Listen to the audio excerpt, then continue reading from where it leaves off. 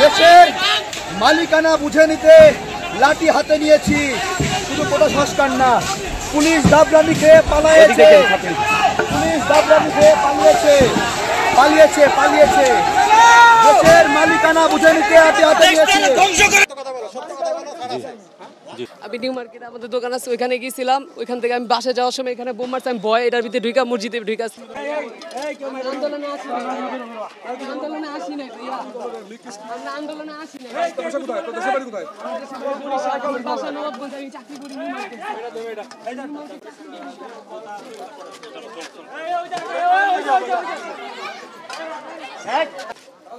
শেখ হাসিনা পালিয়ে গেছে, শেখ হাসিনা নাই, শেখ হাসিনা চলে গেছে, শেখ হাসিনা পালায় না।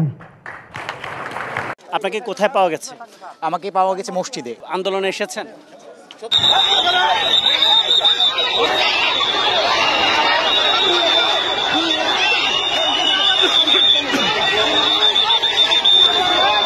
জামাত শিবির এবং বিএনপির কিছু নেতার ইন্ধনে তারা অর্থ দিয়ে তারা এই সাততলা বস্তি এবং করিল বস্তি বিভিন্ন জায়গা থেকে লোকজনকে জোর করে তারা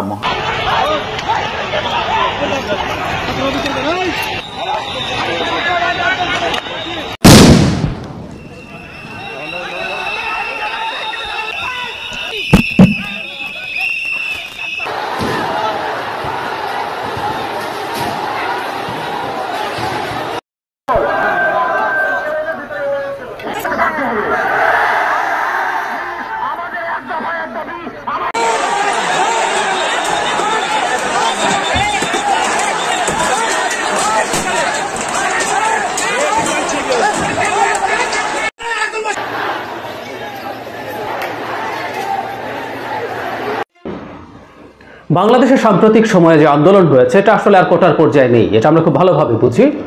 এটা রীতিমতো সরকার বিরোধী একটা আন্দোলনে পরিণত হয়েছে।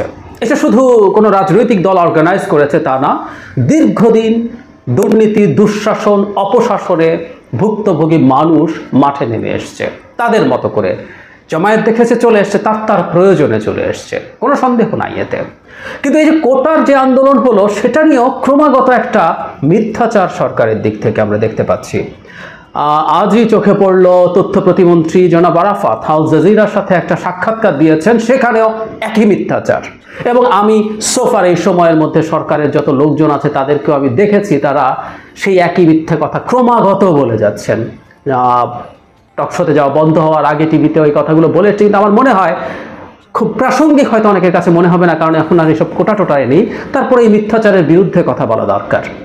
মিথ্যাচারটা হচ্ছে সরকার দাবি করে স্টুডেন্টরা যে কোটা বাতিল বা সংস্কার যেটাই চেয়েছে সরকারও ঠিক তাদের মতো করে চিন্তা করে। এটা যুক্তি হিসেবে যেটা দেওয়া হয়, যেন আরাফাত তো আজ আল জাজিরাকে একই কথা বলেছেন, বাংলাদেশকে না চিনলে, ডিটেল খবর না রাখলে মনে হবে তাই তো, ব্যাপারটা তো এরকমই। আওয়ামী লীগের মুখোশ পরা সুশীলরা, ভেতরে আওয়ামী লীগ বাইরে সুশীলের মুখোশ পরা, এরাও একই কথা বলছেন। বিষয়টা হচ্ছে হাইকোর্ট যখন সরকারের 2018 সালের পরিপত্র বাতিল করে রায় দিল, তখন সরকার এটার বিরুদ্ধে আপিল করেছে। তার মানেটা হচ্ছে সরকার চাইছে বাতিলের রায়টা বাতিল হোক। তার মানে হচ্ছে আপনি চাইছেন 2018 সালের পরিপত্রটা পুনর্বহাল হোক। এই ভিত্তিতে সরকার বলার চেষ্টা করছে, হ্যাঁ আমরা তো 18 সালের পরিপত্র চেয়েছি, 18 সালের পরিপত্রে সব কোটা বাতিল ছিল। তার মানে টেকনিক্যালি সরকার সব কোটা বাতিল চেয়েছে, এই ইমেজটা আনার চেষ্টা করছে। এবং তখন তারা বলছে তাহলে ছাত্রদের সাথে তো আমরা একই কথা বলছি, তারা কেন আন্দোলন করছে, কিসের বিরুদ্ধে আন্দোলন করছে, এই ধরনের কথাবার্তা তারা বলার চেষ্টা করছে। এই দেশে যেসব ছাত্ররা আছে তাদের বয়স কম, কোনো সন্দেহ নাই, তারা ভীষণ তরুণ, কিন্তু তারা একেবারে শিশু না। তারা বুঝতে পারে, এই সমাজটা দেখেছে, বড় হয়েছে, এবং এরকম একটা মুনাফেক সরকারকে দেখে তারা বড় হয়েছে। এটা মুনাফেক সরকার।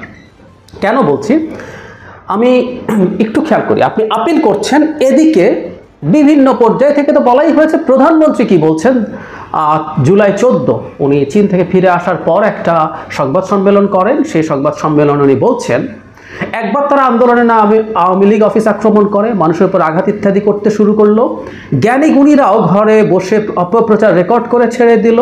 এসব দেখে আমি খুব বিরক্ত হয়ে যাই। তখন এক পর্যায়ে আমি বললাম ঠিক আছে, কোটা বাদই দিলাম।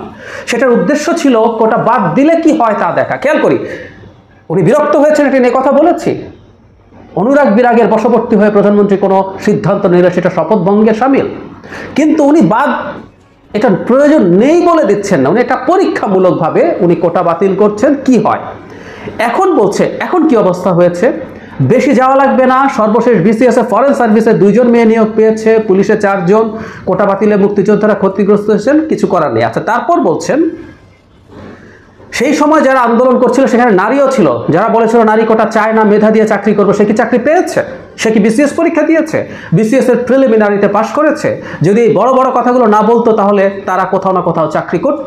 তিনি বলেন দেশের সব এলাকা সমানভাবে উন্নত না, অনগ্রসর সম্প্রদায় আছে, এইসব মানুষের কি কোনো অধিকার থাকবে না? কোটা বন্ধ করার পরে হিসাবটা নেন, 23 জেলার একটা লোকও পুলিশের প্রশাসনে বা কোথাও চাকরি পায়নি, 42 বিসিএস এ বিশেষ নিয়োগ দেওয়া হয়েছে। কোটার পক্ষে, নারী কোটা, জেলা কোটা, এগুলোর পক্ষে প্রধানমন্ত্রী কথা বলছেন। বঙ্গবন্ধু নারীদের জন্য 10 ও মুক্তিযোদ্ধাদের জন্য 30% কোটা রেখে বলেছেন এই তালিকায় যদি না থাকে তাহলে অন্যদের নিয়োগ দেওয়া হবে। সো 14 তারিখও প্রধানমন্ত্রী বসে কোটার পক্ষে ন্যারেটিভ দিচ্ছেন, উনি ওনার যুক্তি তুলে ধরছেন। শুধু তাই না, আমি যদি একজন কোটা আন্দোলনকারী হতাম, আমি দেখতাম প্রধানমন্ত্রী বলছেন 18 সালে উনি বিরক্ত হয়ে একটা পরিপত্র দিয়েছেন এবং সেটাকে উনি লজিক্যাল মনে করেন নাই বলে উনি এটা দিয়েছিলেন আসলে কি হয় দেখার জন্য, এবং উনি দেখছেন এখন নারীরা আসছে না, বিভিন্ন জেলা স্থান পাচ্ছে না। তো তার মানে সিরিয়াসলি এক্সিস্টিং সব কোটার পক্ষে যখন প্রধানমন্ত্রী যুক্তি দেন একটা সংবাদ সম্মেলনে বসে, এছাড়া যেই কথাগুলো নিয়ে পরে অনেক তুলকালাম হয়ে গেল, তিনি প্রকারান্তরে যারা আন্দোলন করছে তারা রাজাকারের বাচ্চা, কথাগুলো এরকম না, কিন্তু উনি যে বক্তব্যগুলো দিয়েছেন সেগুলোর ইন্টারপ্রিটেশন নিশ্চিতভাবেই ওরকমভাবে করা যায়। আমি আর ওগুলোতে ঢুকছি না, ওগুলোতে প্রচুর কথাবার্তা হয়েছে। কিন্তু যে সরকার একদিকে আদালতে আপিল করছে 18-র পরিপত্র পুনর্বহাল করার জন্য, আমরা ফান্ডটা খেয়াল করি আমরা, মানে আপনি 18তে একটা কোটাও ছিল না, মানে এখন যে 7% কোটা রাখা হয়েছে তাও ছিল না, যদিও স্টুডেন্টরা তখন সংস্কারই চেয়েছিল, সেটা পুনর্বহাল করতে চাইছেন। আবার আপনি এদিকে সব রকম কোটার পক্ষে যুক্তি দিচ্ছেন। অন্যান্য মন্ত্রী নেতারা তো তার কথাবার্তা বলে যাচ্ছিলেনই, তাদের তথাকথিত সুশীলরাও একই রকম ন্যারেটিভ টিভিতে এসে তৈরি করার চেষ্টা করছেন। তো তাহলে আপনি এই কথাগুলো যদি শোনেন, একটা স্টুডেন্ট যিনি আন্দোলন করছেন, রাষ্ট্রের সর্বময় ক্ষমতা যার হাতে, তার এই বক্তব্য শোনার পর তার কি মনে হবে আদৌ এই জিনিসগুলো হবে? আদালত দেখায়, বাঙালিকে হাইকোর্ট আসলে খুব বেশি দেখানোর দরকার নাই। আমরা খুব ভালো মতো বুঝতে পারি আপিল বিভাগও এই যে শেষ পর্যন্ত চাপের কাছে নতি স্বীকার করে আগে আগালো।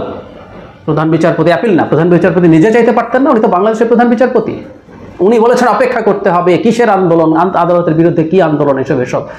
এবং এই পারসেপশন আমাদের সমাজে আছে, যদি এই পরিস্থিতি তৈরি না হতো তাহলে কোটা মোটা দাগে আগের মতোই থেকে যেত।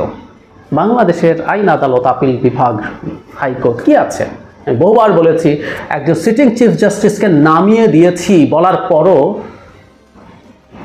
জনাব ফজলুল তাপসকে আজ পর্যন্ত কিছু করা হয় নাই, মানে ডেকে এরকম বিভৎস একটা কথা একজন মানুষ বলেন, কিছু হয়নি। সো আমরা বুঝতে পারি এই দেশের আইন আদালত কি আছে না আছে। যাই হোক, একটু হয়তো অপ্রাসঙ্গিক বা দরকার নেই মনে হতে পারে, রিডান্ডেন্ট মনে হতে পারে, তবে এই ডকুমেন্টেশনটা করে রাখা দরকার। সরকার, এই আপিলটা ছিল সরকারের নাটক, সরকার আসলে কোটা রাখতে চেয়েছিল অনেক বেশি পরিমাণে, শেষ পর্যন্ত আর পেরে ওঠে নাই, ওই নাটকটা শেষ পর্যন্ত তাদেরকে কার্যকর করতে হয়েছে। এখন আমরা খুব ভালো মতো জানি এটা আসলে, এটা আমি নিজেও জানি, নিজেও বুঝি, এটা একটা আসলে একেবারেই সরকারের পলিসি ডিসিশন। এই ডিসিশন এই মুহূর্তে 7% এবং শেষ পর্যন্ত আপিল বিভাগও সেই রায় দিয়েছে এবং এটা আসলে জেনুইন।